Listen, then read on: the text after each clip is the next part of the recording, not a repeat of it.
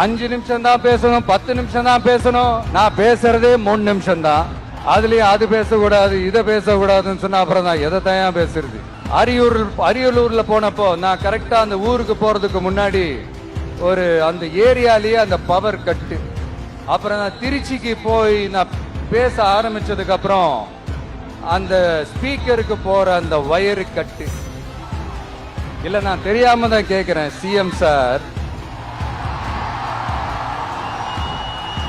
For example, இப்ப ஒரு RSS தலைவர் இங்க வராருன்னு வச்சுக்கோங்க, இல்ல நம்ம பிரதமர் மோடிஜி அவர்களோ இல்ல உள்துறை அமைச்சரோ இங்க வராருன்னு வச்சுக்கோங்க.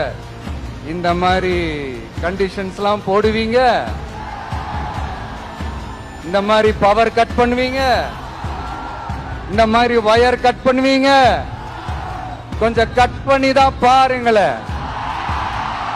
முடியாதுல.